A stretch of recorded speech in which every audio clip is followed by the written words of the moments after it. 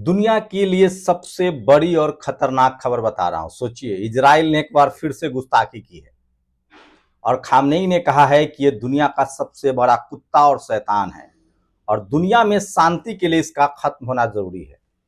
सोचिए, इजराइल और अमेरिका किस तरह से मानवता के दुश्मन बन गए हैं। इन्होंने सीरिया के पुलिस हेडक्वार्टर को उड़ा दिया।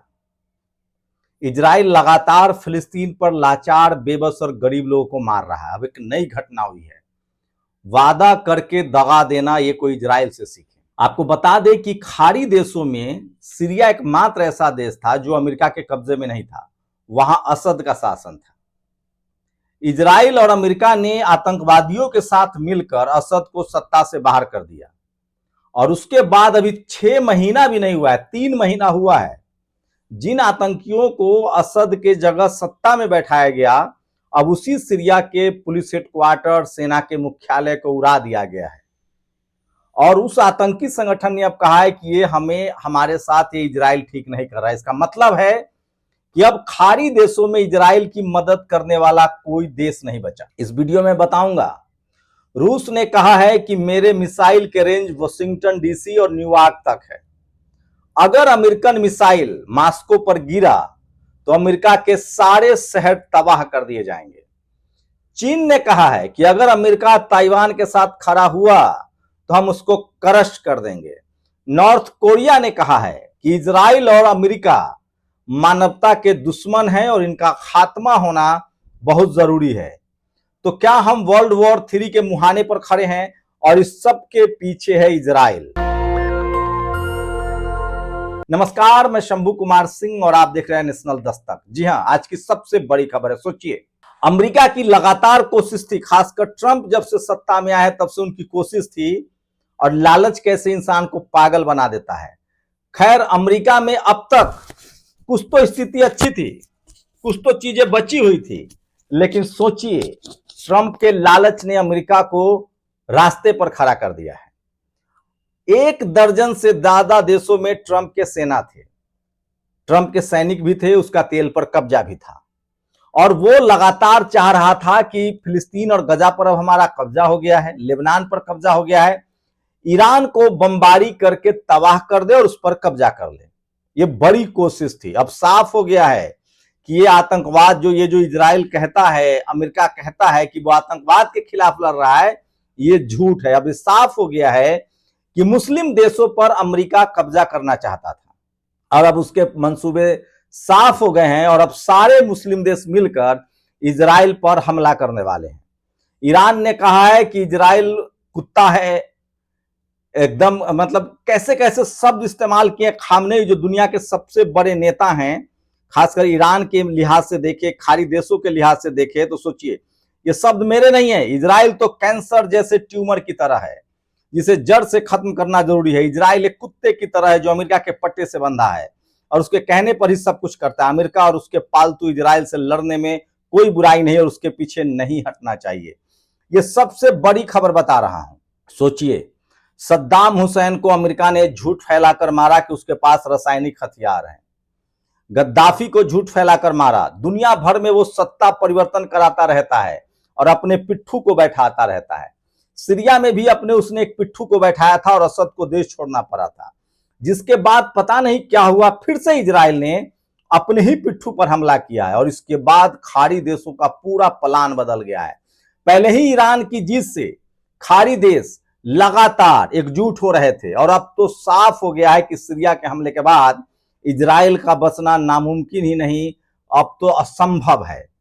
तो सारे खाड़ी देश अब तैयारी कर रहे हैं कि एक साथ इजराइल पर हमला किया जाएगा। मैं पहले दिन से कह रहा था, 3 साल से आप लोगों को, कि अत्याचार का अंत होता है, प्रकृति बदला लेती है, नेचर। आप जितना अन्याय करेंगे आप पर फिर से बदला लेगा। सोचिए, बेंजामिन नेतन्याहू जैसे उस पर दरअसल बेंजामिन नेतन्याहू और उसकी पत्नी और बेटे पर भ्रष्टाचार का आरोप है। कोर्ट में सुनवाई होने वाली थी, जैसी ही सुनवाई शुरू हुई, शख्स ने फिर से सीरिया पर हमला कर दिया। ईरान पर हमला कर नहीं सकता है, फिलिस्तीन गजा में हमला करने के लिए कुछ बचा नहीं है, तो इसने सीरिया पर हमला कर दिया और वो सुनवाई रुक गई। इसका मतलब साफ है कि बेंजामिन नेतन्याहू दुनिया को तीसरे वर्ल्ड वॉर में झोंक रहा है। ये हिटलर के तरह ही ये बहुत ही घृणित आदमी है और ये दुनिया को युद्ध में झोंक रहा है। और सोचिए सब कुछ ट्रंप के इशारे पर हो रहा है। 7 दिन के अंदर आपको पता चल जाएगा कि पूरे के पूरे खाड़ी देश, क्योंकि उनको पता चल चुका है कि अमेरिका अब उतना ताकतवर नहीं रहा और ईरान के पास अपने हथियार है और चीन और रूस सबसे बड़ी ताकत बनकर एशिया में उभरे हैं और चीन इसी मौके को भुनाने की फिराक में है और वो तय कर चुका है कि अब अमेरिका का बोरिया बिस्तर एशिया से और खाड़ी देशों से कम बाहर कर दिया जाएगा। और इसलिए मैं कह रहा हूं 7 दिनों के अंदर लगभग आप देखेंगे कि इजराइल पर चारों तरफ से हमला होगा। चीन के तरफ से भी, रूस के तरफ से भी, ईरान के तरफ से भी, यमन के तरफ से भी, क्योंकि अमेरिका अपने ही जाल में फंस गया है। रूस और यूक्रेन का युद्ध सबसे पहले शुरू हुआ था। सबको पता है कि नाटो और अमेरिका लगातार यूक्रेन को मदद कर रहा था। अब ट्रंप ने कहा यूक्रेन को कि क्या तुम मॉस्को पर मिसाइल गिराओगे? यूक्रेन ने कहा कि बिल्कुल आप हथियार दीजिए, हम गिराएंगे। इसके बाद पुतिन ने कहा है कि अगर मॉस्को पर अमेरिका का एक भी पटाखा भी गिरा, मिसाइल और बम तो दूर की बात है, एक पटाखा भी गिरा तो हमारे पास इंटरकॉन्टिनेंटल मिसाइल है। हम न्यूयॉर्क और वाशिंगटन डीसी और अमेरिका के राष्ट्रपति भवन को सीधे उड़ा देंगे। इतना ही नहीं, ताइवान और चाइना में युद्ध जैसे हालात अमेरिका ने बना रखे हैं। वो लगातार ताइवान को हथियार दे रहा है। चीन ने कहा है कि अगर अमेरिका ने कोई गुस्ताखी की तो हम सीधे सीधे अमेरिका पर हमला करेंगे। तो दुनिया भर में हालात इस तरह के बन गए हैं, वर्ल्ड वॉर की स्थिति बन गई है, सोचिए। और इसकी शुरुआत इस सब के पीछे अमेरिका और इजराइल है। ईरान ने अब लगभग तय कर लिया है कि हमें किसी भी तरह से फिलिस्तीन और गजा को यही मौका है आजाद कराना होगा और इसीलिए चारों तरफ से हमले हो रहे हैं। मैं फिर कह रहा हूं, ये सबसे बड़ी खबर बता रहा हूं। और सीरिया पर अब हमला करके इजराइल फंस गया है और 7 दिनों के अंदर एक बड़े हमले की तैयारी हो रही है। इसकी शुरुआत अगर गलती से भी यूक्रेन ने मॉस्को पर एक भी बम गिराया, एक भी ड्रोन दागा, एक भी मिसाइल दागा जो अमेरिका का हो, तो रूस सीधे सीधे वाशिंगटन डीसी, न्यूयॉर्क सिटी, इन शहरों पर हमला करेगा। वहीं चाइना भी मौका ढूंढ रहा है कि अगर ताइवान और जापान को बैकअप मिला तो वो भी अमेरिका पर हमला करेगा। मतलब दुनिया गोलबंद हो रही है अमेरिका और इजराइल के खिलाफ। भारत के विदेश मंत्री भी चीन से मिले हैं और एशिया में अब अमेरिका का जो दबदबा था वो खत्म होने वाला है। खाड़ी देशों पर जो दबदबा था वो खत्म होने वाला है और इसका मतलब है कि इजराइल के 90 लाख लोगों की जिंदगी अब मुश्किल में है। खामनेई ने जिस तरह के शब्दों का इस्तेमाल किया है कि ये शख्स कुत्ता है, अमेरिका के जंजीर से बंधा है, ये शख्स ट्यूमर है, कैंसर है इजराइल, इसका मतलब है कि ईरान बड़ी तैयारी कर रहा है। ईरान ने कहा था कि हम पर हमला करना भारी पड़ेगा, हम तुम्हें नक्शे से खत्म कर देंगे और वो लगभग होता हुआ दिख रहा है। सबसे बड़ी खबर बता रहा हूं, सीरिया पर हमला करने के बाद एशिया में बड़े युद्ध की तैयारी चल रही है। चीन, रूस और नॉर्थ कोरिया अमेरिका पर बड़े हमले की तैयारी कर रहे हैं। बड़ा हमला होने जा रहा है। सोचिए, पहली बार अमेरिका ने अब तक दुनिया भर के देशों पर बम गिराए हैं। उसने कभी हिरोशिमा और नागासाकी पर परमाणु बम गिराया था वर्ल्ड वॉर 2 में। उसने वियतनाम पर बम गिराए थे, अफगानिस्तान पर बम गिराए थे, लीबिया और इराक पर बम गिराए थे। पहली बार ऐसा हो रहा है कि चीन और रूस मिलकर, ईरान मिलकर और नॉर्थ कोरिया मिलकर सीधे सीधे अमेरिका पर बमबारी की प्लान बना रहे हैं।